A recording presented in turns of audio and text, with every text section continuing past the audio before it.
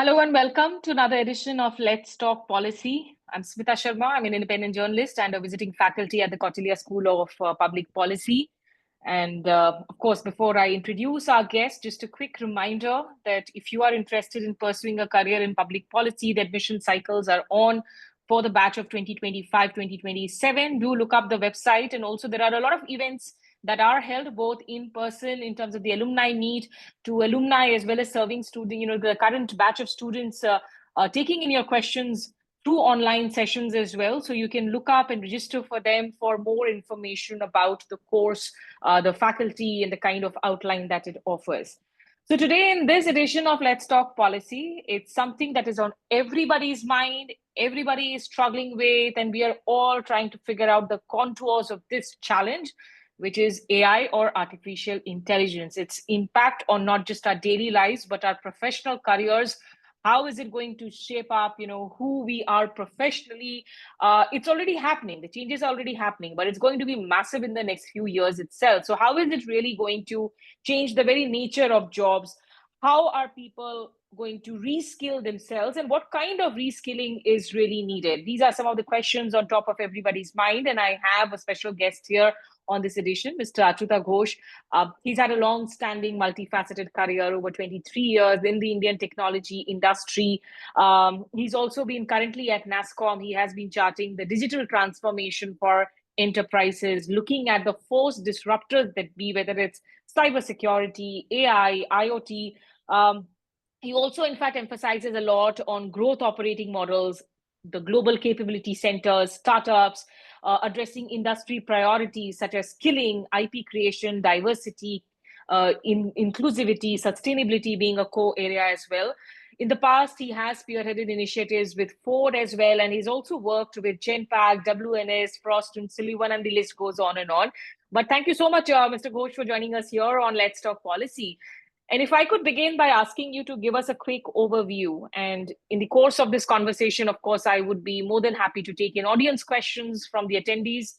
The floor will be all yours. But if you could give us an overview, sir, currently, of what is your assessment of which are some of the key sectors where you see AI has come in already as a disruptor? What is the scale of this impact that we are really talking about? Thank you, Smita, and good to talk to all of you. AI is something that is probably more than a buzzword today. I think probably AI is not a new terminology. It's been there for a long time. Technology has been there for a long time, but in the past 3 to 4 years, it's really become mainstream. It's really become mainstream because of the ability of Gen AI coming in, and its ability to learn and its ability to replicate, make decisions, not stick to what it is told to, but take decisions basis the data that is being trained. So I think, and that has actually changed the game overnight, 2022 onwards, when ChatGPT was announced and a slew of products came into the market, and today we have so many software solutions to choose from. I think from a vertical perspective, and just to give you some statistics, right? Global technology spending is growing at about 5-6% every year. AI spending is growing at about 35% every year. So that's the kind of difference that we see. And if it's going at 35%, that means every 2 to 3 years is doubling. So a lot of traditional technology spending is going towards AI. Traditional spending is declining. Spending on AI is increasing. And as a result, jobs in that sector, applications in that sector, focus in that sector. In fact, about 90% of startups that have raised funding this year have had an AI-based solution. So in a way, you really can't get funding out in the market unless you have AI embedded into your system. I think that's where the market is headed towards. From a sector perspective, I guess technology sector is probably the highest impacted. The way software is written, the way software is created, of the way services, technology services are rendered, technology services are done across clients. I think these are all opportunities where you may have opportunities for AI to really make a difference in terms of productivity, in terms of speed, in terms of new services, new applications, and it has a deflationary impact on overall what do I say, a deflationary impact on the cost of services, right? Because you can actually train the models to deliver customized services and solutions and products which actually reduce the cost of technology. So it actually brings in existing current buyers who are not existing in the market into the fold. So in a way, you actually can reach out to new customer segments because of AI. So I think that's a market expansion story that we see, that hitherto customers who were not using technology, they will be able to use technology because AI will make it affordable, will make it accessible to most of these people. But what it really challenges is also the deflationary impact, the jobs impact, right? In terms of because a lot of code will be written by AI. In fact, today a lot of CEOs have gone public and said almost 20% of our current code is being written by AI. And we at Nasscom, we every 5 years we work with McKinsey to picturize or visualize where the technology sector will be 5 years down the line. Right now, we are actually doing the 2030 analysis on how 2030 will look like for the tech services sector. And what we see is that, what we believe is that at least 1/4 of software effort will be done by agents, will be done by AI. That doesn't mean the human will go away out of the picture. The human will still remain very much, but almost 1/4 of the effort will be done by, AI agents or AI systems. Agents would be the latest iteration of generative AI as I speak. Many of you would be familiar with agents, right? I mean, agents are software bots which are out there.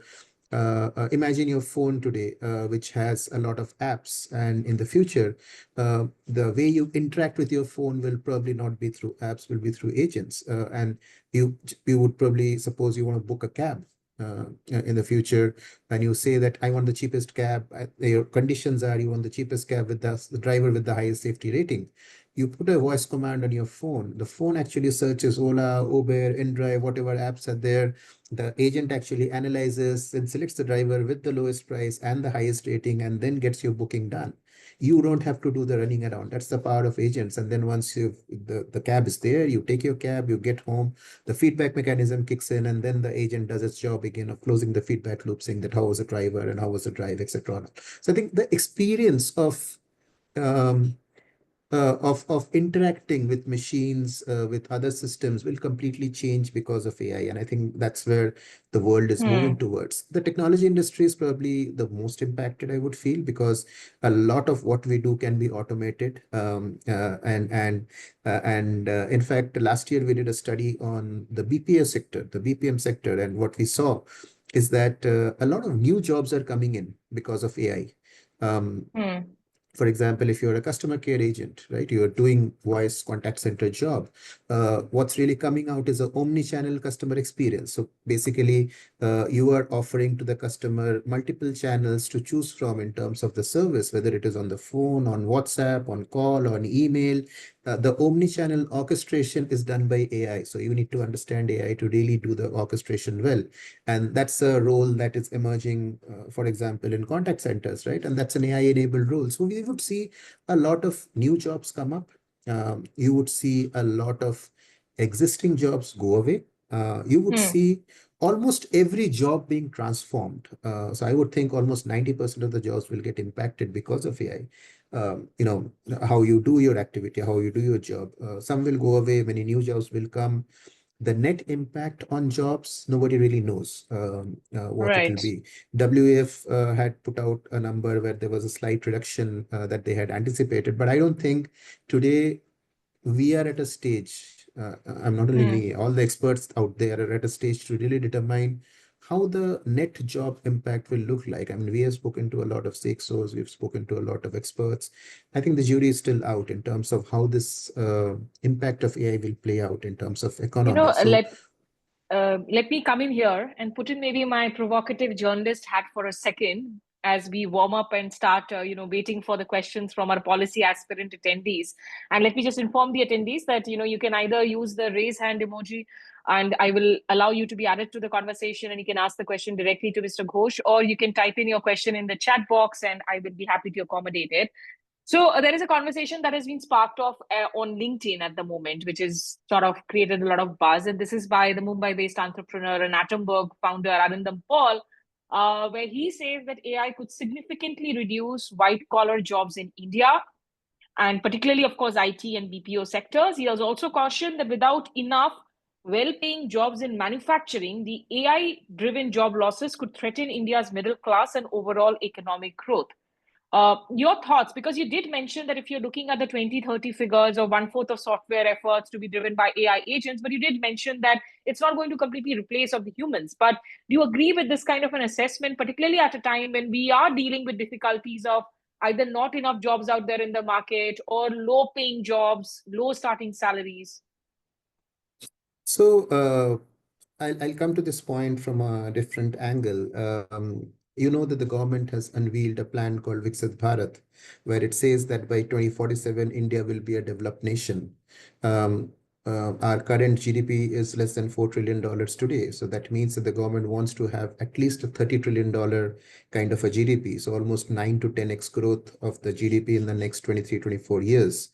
The per capita income today is about 3,000, less than that, and we are aiming at about 17, $18,000 per capita income.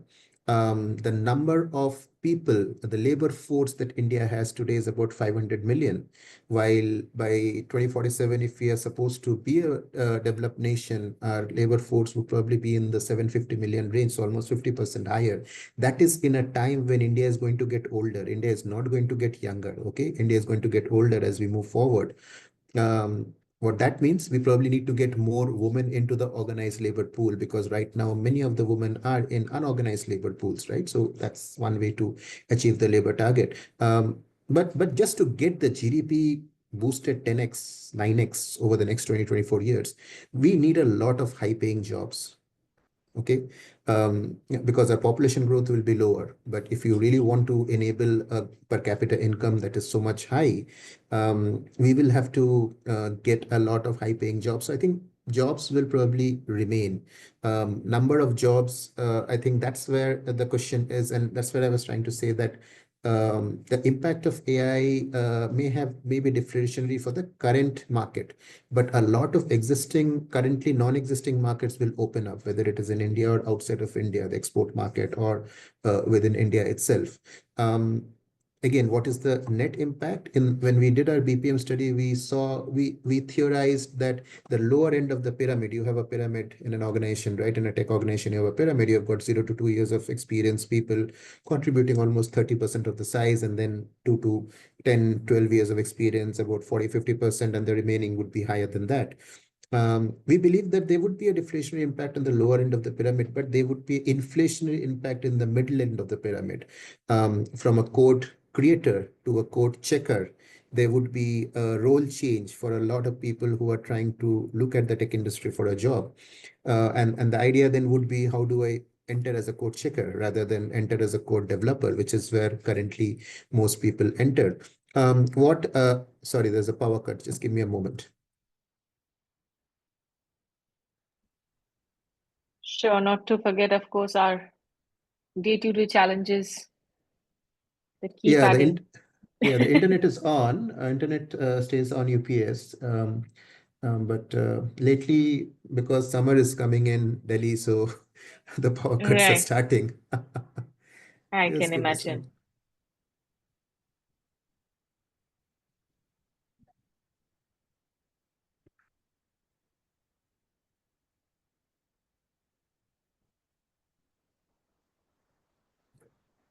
Yeah, okay. The Yes, power's back. yes. Great. Yeah. Please go ahead. So I think what Arindam has pointed out is a scenario that is not only that can not only play out in India, it can play out across the world. It's not that Hmm. only Indian white collar jobs will be affected. I think white collar jobs across the world will be affected.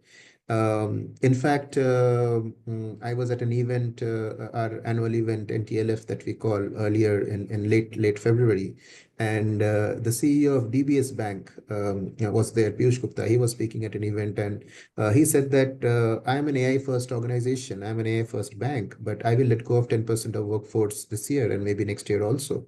And it's not because of it's just that I don't have any jobs available for legacy people to move forward. So what really becomes important is the upskilling agenda. How do you skill yourself to be ready Hmm. for AI jobs? I mean, this most oft repeated comment out there, right? That you will not be replaced by AI, but you will be replaced by somebody who knows how to use AI. So, and AI will make you a lot faster, efficient, so on and so forth. I think I'm in research. We don't use AI a lot because for research, we need to really trust our reading, our judgment, our analysis. And 2 years ago, when ChatGPT came, the accuracy was completely poor. But now the accuracy has improved a little bit. It has become usable, and we started to use that in some of our getting a boost in terms of getting the starting base ready. Of course, the in-depth work, it has to be done in the old way of reading and writing and absorbing and discussing and debating and getting that out. But getting a start, I think there definitely AI is playing a role. So, Hmm. so what he said, I don't think it's a India problem. It should probably be looked upon as a world problem. Yeah, of course, but we have to be more prepared, keeping our demographics and our population sizes. Yeah. And what you're talking about is also very relatable to me personally as a journalist. We are talking so much about the ethical use of AI in newsrooms. AI may not be able to replace the storytellers and the reporters on the field, but there are a lot of jobs on desk. On graphics editors, video editors that could actually, Yeah. be on the sort of the cutting slab if you are not upskilling yourself. So, for the policy students who are watching this show, if you could suggest where do they begin if they're still not started with AI? Where do they begin? And does AI need to now be integrated into school curriculums, college curriculums? How do we start upskilling our workforce for the future? I think that's a very, very important question, Smita. Thank you for bringing this up. And you raised the point right? In the sense that AI needs to be integrated as early in curriculums as possible, in the school level, at a pre-primary level, make people feel comfortable with AI. Because we often feel AI is complex. No, AI development is complex. But again, as I said, AI skilling is not about development. You look at a pyramid over here again, you have some different layers of AI skilling. The first layer is just being AI informed. People, Smita, like you, me, we just need to be informed about how to use AI and then use it, right? Second is probably the builder community, the people who actually build the solutions around AI. The third is probably the system integrator community, people who integrate different forms of AI to build a solution. Again, they are not building individual AI pieces, but they are system integrating, creating the piping between different systems. And then there are these model builders, the people who build these huge models which have immense predictive ability. And then the top people would probably be the AI visionaries, the people who think 5 years, 10 years in advance, the Jan LeCun kind of people who probably think that, very minuscule person, right? So there is a pyramid out there also. Um, we need to start somewhere, right? As a student, how do you be comfortable with AI? How do you feel that you can use AI? I think from a policy perspective, right? I mean, data governance, bias mitigation. I mean, these are definitely areas of interest for folks in policy. Robust data governance frameworks are very essential to manage data throughout the AI life cycle. Establishing clear roles, data ownership, access control, usage norm. These are all pieces where policy can get in. Addressing bias in AI systems, right? The systems can be as biased as the developer who makes it, the creator who makes it, because the creators, he or she's, their bias will actually get into the development also. So how do you ensure that at a policy level that is kind of sorted out? Risk management and accountability, so how do you manage risks? If something goes wrong, who's to blame? I mean, is AI, you go to an AI, or you go to the creator who created it, or you go to the implementer who implemented it. There's no face behind AI, right? And if something happens, a mistake is done, and this can be catastrophic in general. So who's accountable for it? Explainability. How do you build a trusted AI system which you can explain to the rest of the world so that there is nothing that you want to hold back? And I think that's also another thing that you want to look at. And then, of course, the sustainability piece we have to consider, because AI has a huge energy footprint, right? Any In query fact, that that's you, something I really wanted to talk to you about, because there are yeah, so many videos out there that saying that, even for the cooling of the data centers, yes, you're consuming so much. So how yes. sustainability is an AI-driven workforce and a future? Yeah, I think that's a major piece. In fact, for the first time, the government, the energy department in India actually reached out to us. We've never worked with them, but they said, "Hey, this is the first time that we are reaching out to you because we think that you will make a huge dent or you will make a huge impact, the tech industry, on the energy needs of India. 10 years down the line, 5 years down the line, what will be our forecast? I think we need to really relook at our forecast, and that's the way we started to work on it. The footprint, the energy footprint is huge. Any query that you run on perplexity.ai or a chat GPT, there is a significant footprint. But then so is a significant footprint of your email. One email that you send, it's stored forever. It keeps circling all the servers, and there is a lot of energy that is expended there also. But I think so is the cost of technology. Often not everything is visible to the eye. There's a lot that happens in the background, and people will look at it. But as a policy aspirant, how do you prepare for upcoming jobs? The first is, you know, basically develop AI and data literacy, understand AI fundamentals, learn how AI and Gen AI, LLMs, diffusion models, etc. work. Second is get comfortable with data, learn how data informs policy decisions, especially in AI governance. In fact, use AI to learn AI. Sometimes we are very afraid of all those Excels and data and that comes in, but an AI model and an AI tool can definitely be a lot more comfortable doing that. But what you need to do is to basically direct the model to get the output that you're looking for. A lot of courses are there, right? AI for public policy courses are starting in a lot of organizations. I mean, Harvard, Stanford, obviously it is there, right? Second is, how do you build interdisciplinary knowledge? Interdisciplinary means you may be a student of public policy, but you need to know a little bit of tech, you need to know a little bit of humanities, you need to know a little bit of business, you need to know. So interdisciplinary knowledge is going to be important. And where is technology and policy intersecting? AI ethics, bias, regulations. There is a India's AI policy is there. There's a EU AI Act. There is different AI acts that are there. So how are they playing out? Economic and labor studies, AI's impact on jobs, workforce reskilling, economic policies. Just in 1 year, the demand for AI jobs has increased by 60%, according to us. 1.66 growth in terms of importance of AI jobs out there. And everybody is after the same set of people with same set of skills. So just imagine the cost implication. I mean, if you have the right skill sets, you really can become rich pretty fast. But if you don't have, you get laid by the roadside. Law and But governance. that Mhm. but that does bring me, to a worrisome aspect of this story that we are talking about. Yes. Because we are looking at a country like India, where you're Mhm. already dealing with so much of structural inequalities in our economic growth story. Our growth story is looking fine, but the divide between the haves and the have-nots, which is impacting consumer capacity, and then the technological haves and have-nots. So, do you also see that an increasingly AI-driven workforce may actually end up dividing this class, economic class, working class workforce further than it is already? Because somebody sitting in rural India who doesn't even have access to an iPhone, to smart gadgets, will that person really be able to compete with this kind of a rapid change? Yeah, and I think the world has become more unequal, Smita, right? Over the past 5, 10 years, you have seen some companies really make their shareholder value go up because of whatever they have done. You look at the Apples of the world, the Amazons, the Googles, and the Microsofts of the world, right?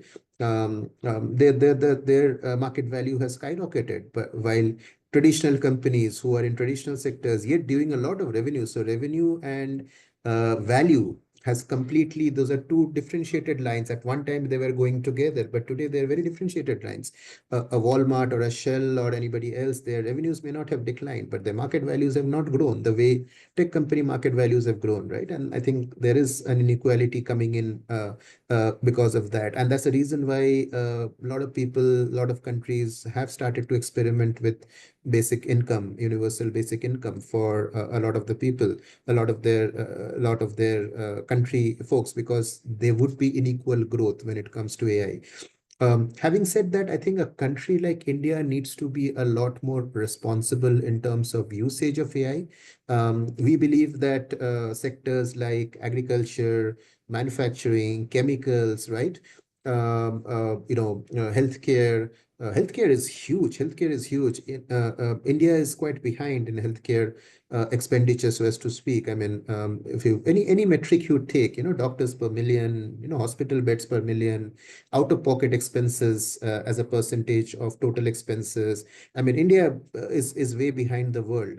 Even though in the last 5 to 6 years, the healthcare budgets have actually increased significantly in India, but still India is way behind. Um, Healthcare in India suffers from the iron triangle. The iron triangle is low accessibility, high cost, low quality.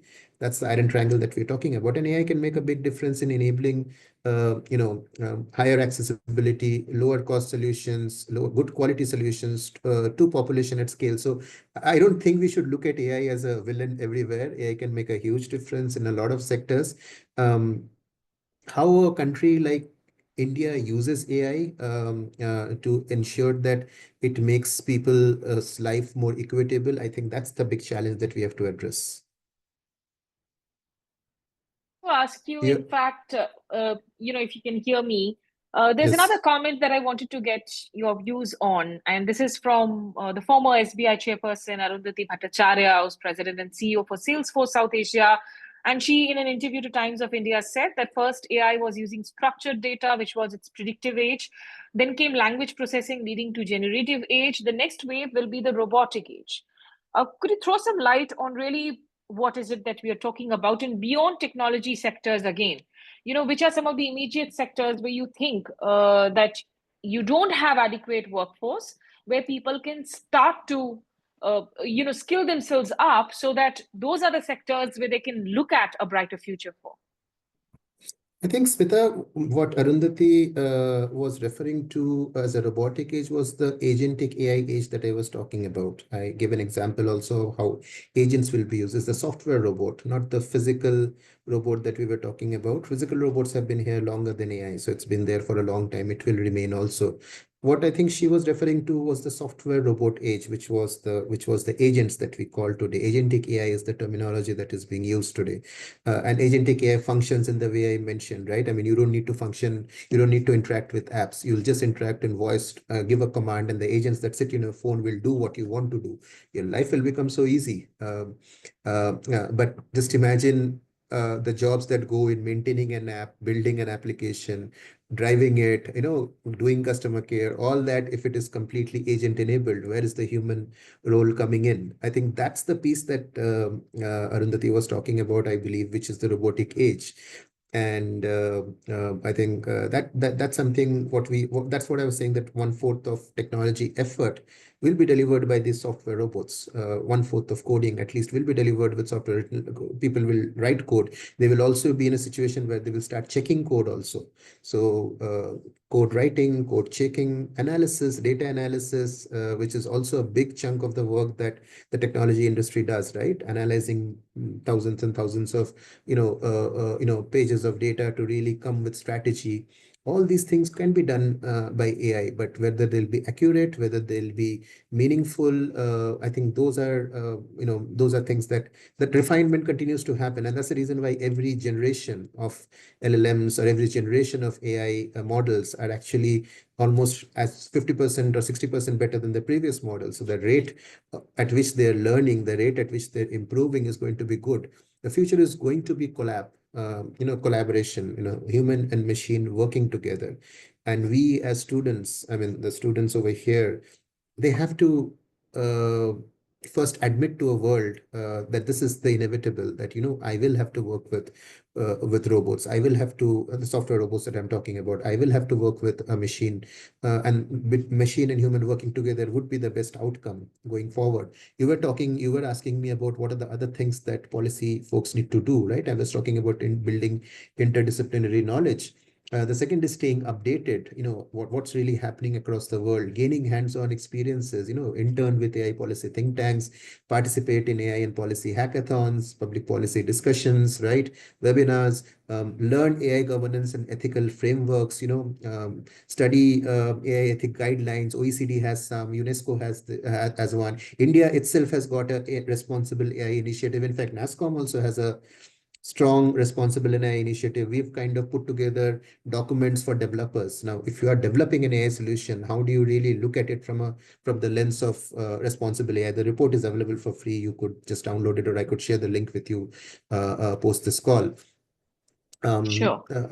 So I think many of these are important pieces, and also skills for future workforce. What will be there in 2030? You analyze AI-driven Beyond social. technology, I'm also talking about Of beyond technology, course. the sectors that we are looking at. Yeah, I'm looking at policy folks. I'm looking at policy folks. So if you are want to looking at where the industry is going to go, or where you look at societal challenges, right? What are the challenges today? You talked about them, Smita, a few of them right now, about how inequality persists in India, how, people in villages, will they be able to ever harness the power of AI? So we'll have to see how they will. They can definitely harness the power of AI for healthcare applications, for getting, services to them. But will they be able to partake in the AI economy as a tier one or a tier two city? I'm not very sure. So we'll have to again see that not everything will be for everyone. Societal challenges, what solutions do we need to do? How do you learn to work with stakeholders, government bodies, private sector, civil society? At Nasscom, we have a public policy team. So we keep working with different policy stakeholders to get our point of view across. And then there is AI-driven governance tools. I mean, IP creation, right? I mean, that's another place where a lot of policy folks look at it. AI can actually make a big difference in IP creation in terms of finding whether this IP is unique or not, right? Right now, there's a lot of effort that goes manually to find whether this IP is right, this IP is wrong. There were so many legal process outsourcing companies, LPOs, right? Their entire business was you get some FTs and they would work with one particular client and keep churning out, research on whether this legal filing is right or not. But today, AI can do it in minutes, what we would probably take 6 months to do. So I think technology has always changed lives, Smita, whether it is the bullock cart, whether it is the steam engine, whether it is internet, whether it is mobile, right? The speed has been slower, and that's the difference. In this AI age, the difference is the speed. The speed has been slower, so it has given society time to change. Right. This time round, we will have to run. We will not be able to jog towards the next change. I think that's the difference that is there today versus the last change that happened. Okay, just the last couple of questions. I mean, I would also like to ask you, because India did launch a national AI mission in Yes. 2023, allocated certain amount of money towards it. On paper, it may sound like, the right noises being made. But at the end of the day, some of the key challenges that I hear startups talking about, industry experts talking about, is that uh, we are not perhaps looking at generative AI and building foundational models from scratch. Or when it comes to research and development, I mean, I know you said Nasscom is, of course, one of the leading forces in R&D on this sector. But how much of R&D is really happening? What kind of support systems are needed here for this to take shape? India is way behind, Smita. It pains me to say this, but when it comes to R&D, we are way, way behind. R&D in the accepted definition, which is basically research and development.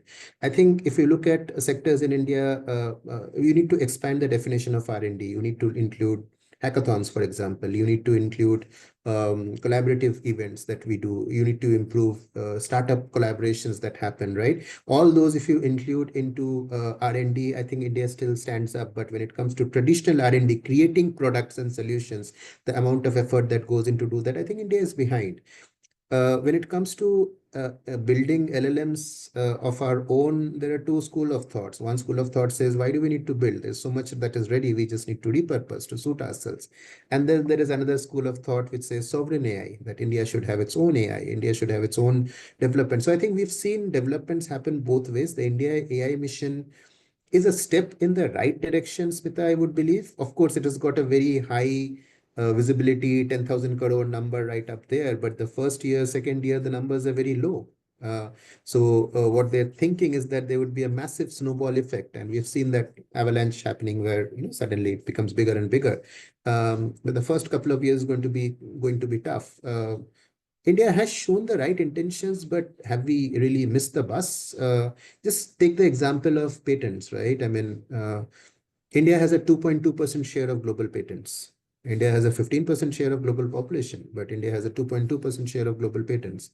China has a 48% share of global patents. America has a 16 to 17% share of global patents. And there's only filings that I'm talking about. Um, and the Chinese patents are all in the future ready areas of AI, quantum, blockchain. We are talking about AI. Quantum will actually be an even bigger game changer because quantum will completely change the way you compute.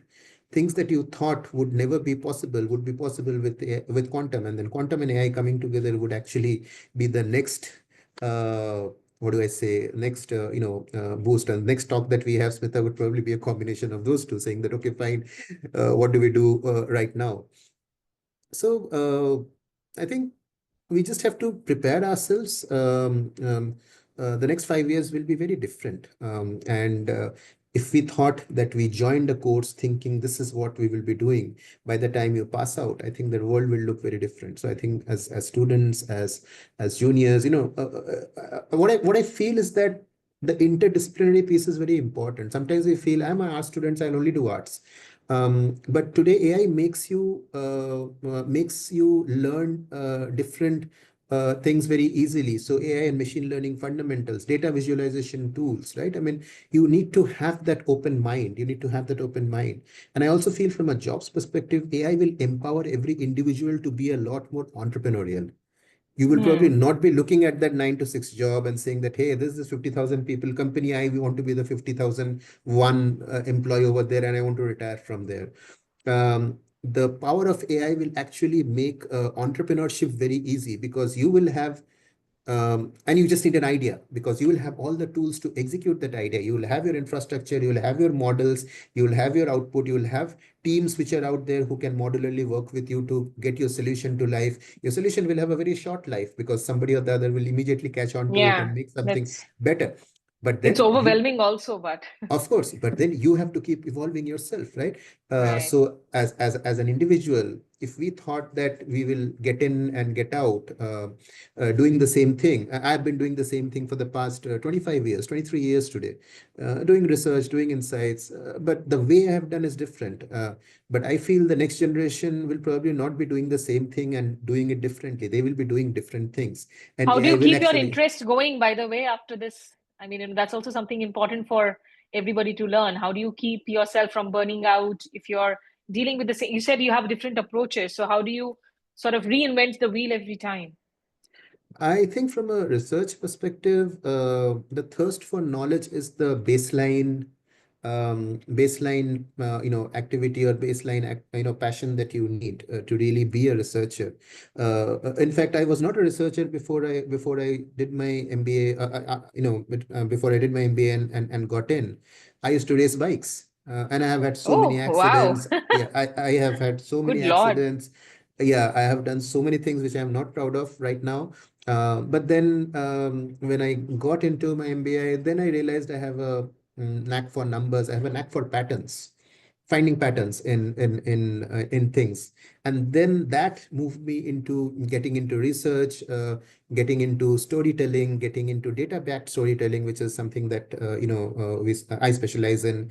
And the good part about being in the tech sector is it's evolving so fast, right? I mean, every year has been a different year, so it's not been boring that, okay, fine, I did this last year, oh my god, I have to again do this again this year. You look at some of the equity analysts and some of the industry analysts, they tend to look at the same companies doing the same thing For me, it has been tracking the tech industry, and the tech industry has been very, very different when I joined. It was very simple at that time.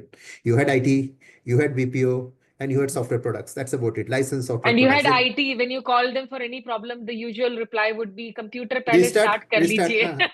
restart kar lo. That would be the easiest That thing. would solve But the problem. yeah, but then 2009 happened and cloud came in, SaaS came Yeah. in, digital came in, and then AI came in at the traditional AI, and then you have this Gen AI revolution. So I think every 3 or 4 years it has been a fresh challenge. I know for sure 20 years ago I would read every report out there. Now I can't because most of the reports today are AI generated. Yeah. If you start reading, they look and feel the same. You really after reading a few pages you get jumbled up because it's the same words coming together. Yeah. It's become tough, but what we have done in our team is to basically compartmentalize and say, okay, this is your area.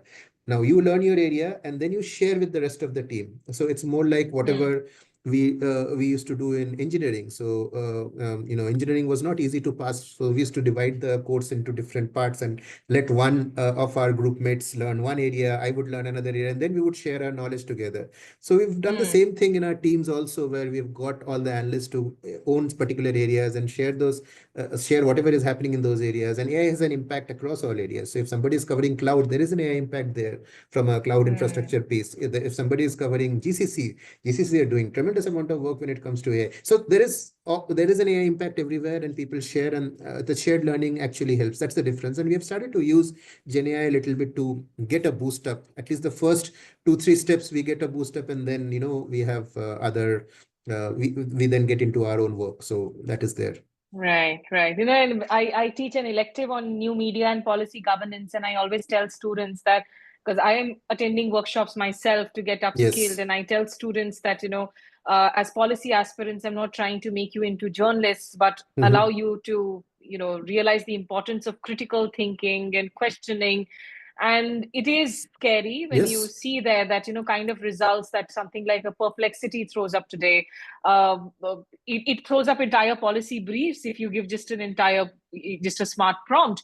And I tell students that you go through those briefs and then you completely undo the process and do something which is opposite to that brief, or get new ideas out of it. So it can be overwhelming. But just last two questions, Mr. Ghosh. One, you did mention that, of course, keeping in mind the Indian aging demographics by 2047, we also need more women. Currently, keeping in mind that we already don't have sufficient women in the workforce, or something that was in Organized workforce. Most organized of the women. workforce, which was Yes. disrupted during COVID. Uh, how many women do you actually see currently in the AI workforce? What's your idea of the percentage of women that are already invested right now? I think the percentage of women so if you look at the overall tech workforce, about 36% of the workforce are women in the tech sector, right? Again, there is a pyramid effect. At the lower end, the number is probably 45-46%, close to 50%. At the higher end, it really comes down because many women drop off as the career progresses, right? That is there. In AI, the numbers would be very different, but we've done some analysis on usage of Gen AI across different cohorts of people, whether it is women or men. What we have seen interestingly is that a lot of women use Gen AI equal, if not more, when it comes to men. However, the usage, the focus of usage is different. Most women use it for efficiency, while most men use it for product building. So that actually also shows the kind of jobs that they do.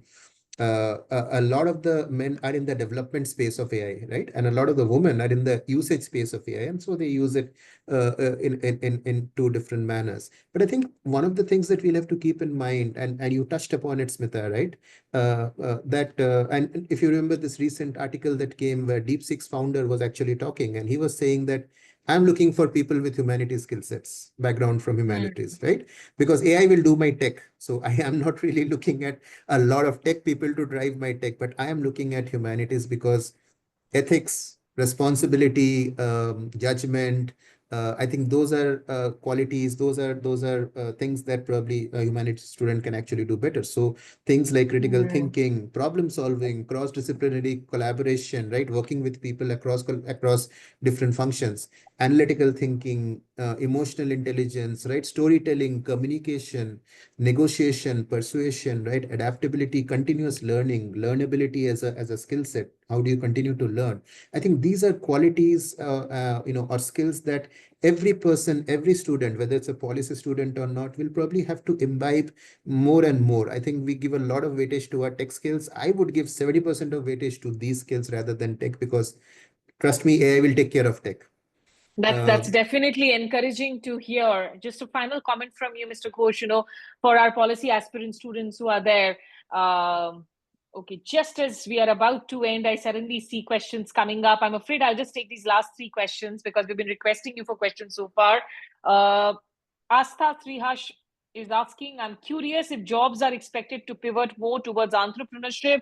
What are your thoughts on income? Some believe AI's effects on the workforce would lead to needing to consider universal basic income, and who's buying what entrepreneurs are selling. I did touch upon these 2, 3 points earlier, right? There are a lot of countries who are thinking of universal basic income as something that experiments are going on, right? That's something that countries will do, and I think India may do that at some point also. Um, if you want to believe Modi ji, then income has to go up because we have to enable Viksit Bharat, right? So if that has to happen, income has to go up, and usage of AI will actually allow you to build better products, go to market faster, scale them up, a lot quicker than how you would do that right now. And these qualities are going to remain, and that is going to be universal for everyone out there, all of you, depending on your spirit, your entrepreneurial spirit, your aim, whether it is entrepreneurship or working for a different organization per se. Leveraging AI for growth is going to be very, very important, the most important factor for growing in the next few years. So I think both universal basic income in India, when it will start, I'm not sure, but people across the world, they've already started to experiment with it. So at some point, it would probably come down to India also. Entrepreneurship is something which I'm very bullish about. I think micro entrepreneurship, each person, if they can give 5 jobs, and then that pyramid continues, that itself is a great boost for the economy. What skills or qualities can help bridge? I think you've already spoken about that. Also, the Yes. need for more from humanities, more for Yes. ethics rather than tech. Manan is asking, how do you see the future of cybersecurity for freshers like me? What opportunities and challenges should fresh graduates expect in the coming years? So cybersecurity is an interesting area because I think it goes hand in hand with AI. People getting stronger in AI. AI is a tool. You can use it for whatever you want to use it, right? Negative or positive.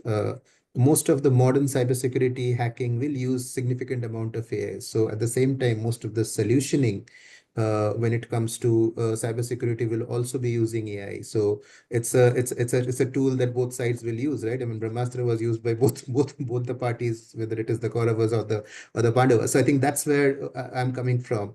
India has a lot of cybersecurity companies already, more than 600, 700 services companies. We've done some research on that topic. I'll share that link with you. We believe India is not very cybersecurity centric. We don't give too much of value to that. When is the last time anybody bought a paid cybersecurity software tool for your computer, for your personal computer? Very few of them do. But India's cybersecurity revenues have grown about 25% every year for the past 5 to 6 years. So I think, especially post-COVID, things have really spiked up. So I think there's a lot of jobs out there. In fact, if you look at our future of jobs analysis, most of the among the top five jobs that are out there, the most important ones are AI related jobs, which are highest in demand. There's no two ways about it. The second most important category of jobs which are in high demand is cybersecurity. And the third is cloud. Now, till last year, cloud was number 2 and cybersecurity was number 3. But this year, cybersecurity is actually kind of overtaken. So your first rank is data science analyst. So you have database management, advanced data analytics, modeling, data governance jobs being up there. The second one is AI/ML experts, which has machine learning, data clustering, right? Anomaly detection, all those kind of things. The third is cybersecurity specialist. And that includes cybersecurity analyst, penetration testing, network security analyst, hardware, audit, privacy analyst, all those are there. Then you have got the cloud and DevOps roles coming in, but cybersecurity is number 3 up there.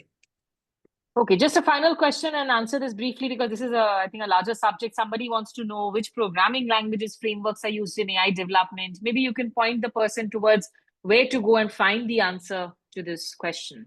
Yeah, why don't I get back to you on this in terms of what are the places, what are the things that you should be looking at? But I think, see, if you look at computational thinking, coding basics, right? Understanding of Python for policy simulations, AI tool, chat GPTs, Google Bard, ML platforms are all there, right? Ability to translate technical AI insights into actionable policy, public speaking and AI advocacy. So stakeholder communication, governance related skills are also very important. Understanding of regulatory frameworks, laws and principles, bias. What is bias? What is fairness?